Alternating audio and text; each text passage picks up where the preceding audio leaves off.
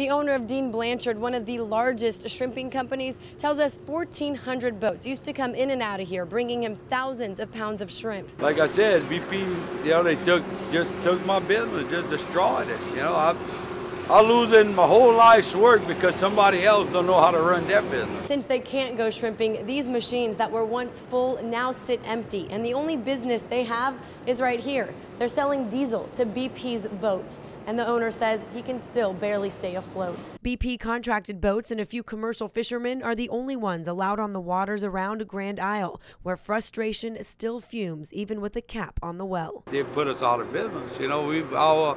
Our whole livelihood depends on the water. We can't use the water, we're out of business. Here we are at Grand Isle, the front lines of this oil spill. We're standing right next to piles of absorbent booms. These just came by the boatload from the ocean. They never get empty. Yeah. We keep going. I know, they're not done with this round yet, right. and there's more. And they'll start filling back up. Wow. It just never ends. And that oil about 1,000 contracted BP employees are trying to capture, barely a drop compared to the 100 or so million gallons underwater. Does this seem like the most efficient way to get rid of that much oil? It's the only way. I mean, it's the technology that exists that allows you to go out and actually absorb and collect the oil. BP's using booms and a dispersant. That's a spray that's now pushing the oil below the surface, so we can't even see it from our aerial view. The longer it goes, the less hope we got, Dean's convinced the dispersant now causing even bigger waves as he hits rock bottom. Our whole life depends on the bottom being clean, and that's where the small fish and the shrimp and all eat off the plankton on the bottom. And if there's all covering our plankton, it might be a death sentence.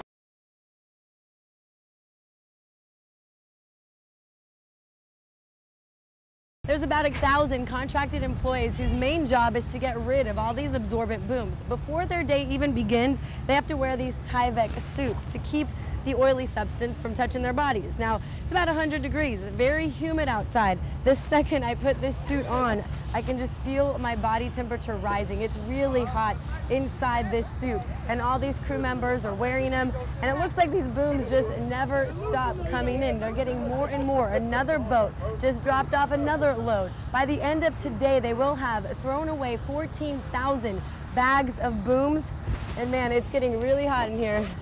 Definitely hydration important while they're working.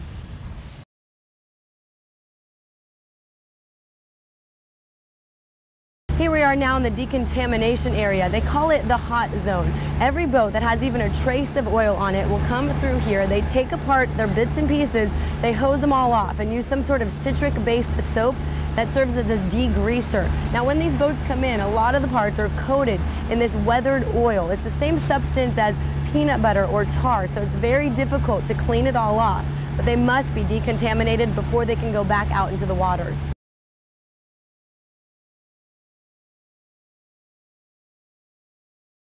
We're now out on the front lines of the oil spill. We're experiencing firsthand what the crew members are doing to clean up all that oil.